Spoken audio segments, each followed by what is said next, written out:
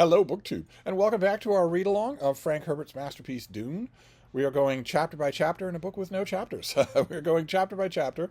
The little segments of each of the book's big segments work just fine as chapters, even though they aren't numbered or called that. They have epigraphs. There are only a dozen or so pages in length, so they work just fine. We are in the third big section of the book, the section called Muad'Dib, or called the Prophet.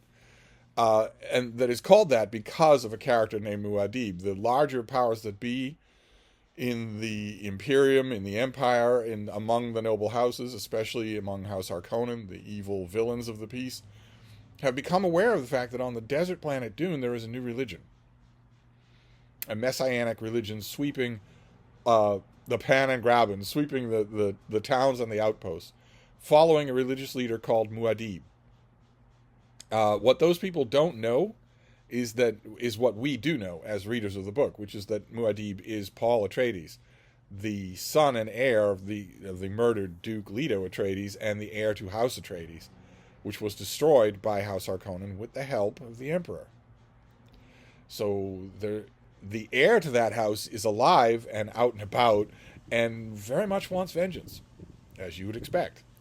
If these figures in the Imperium knew that, or even suspected it, they might be reacting a lot differently to the religion of Muad'Dib, to the religious movement of Muad'Dib. But as it is, they are allowing it to flourish. It's been years that it's been flourishing.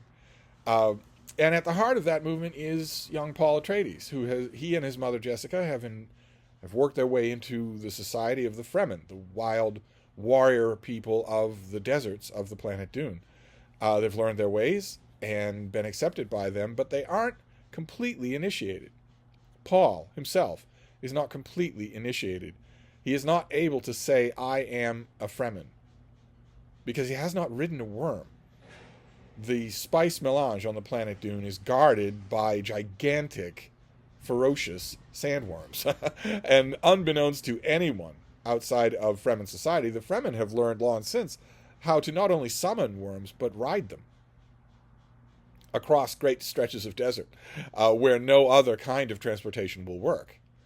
There are no camels on Dune nor anything like it because the worms would eat them. There are no mechanized sand rovers because the worms would eat them, because these worms are as big as a city block. They are irresistible physically. But the Fremen, somewhere along the line, have learned that the worms have ringed segments, and if you use a hook to pull open one of those ringed segments, the inside is very sensitive, and the worm will not submerge into the sand if it's got a ring segment open. By the same token, the worm is naturally going to want to move the exposed part of that ring segment as far away from the burning and rasping sand as possible. So if you pull that segment open, the worm is going to start to revolve on the surface of the sand.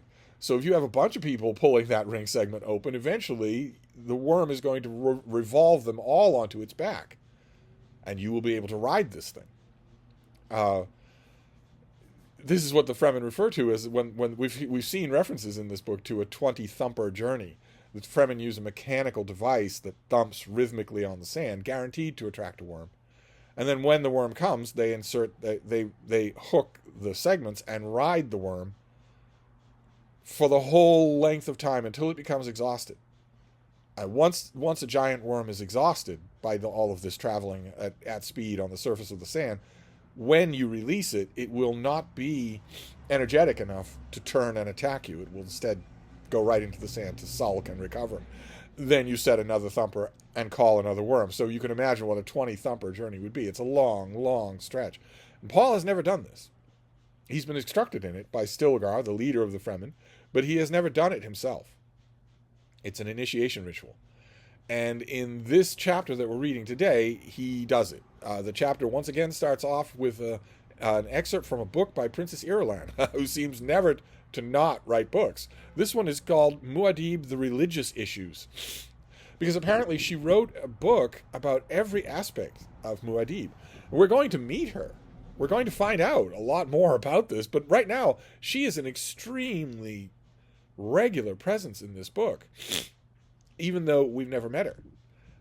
the point of all these epigraphs, of all these excerpts from all of her books, is to underscore to us, to work subconsciously on the reader, to give them the sense that these events are momentous and over, that this is the chronicle of something enormously significant in history.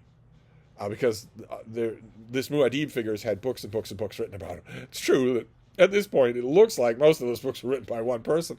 But here, in this section, we get Paul waiting patiently for his sandworm to arrive so that he can ride it by himself and prove that he can do it. And he does. And it takes his mind briefly off an issue that was raised in the last chapter that's bothering him. A lot of the younger Fremen, the hot-blooded Fremen, the ones who want lots and lots of activity against the Harkonnen on Dune, the ones that want even more activity than that, the ones that style themselves the Fedaykin, his death commandos. A lot of those younger Fremen are loyal to Paul.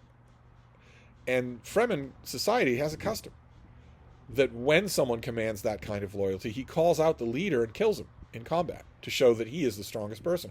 Stilgar rules his band of Fremen because he is the strongest among them, because he killed the previous leader.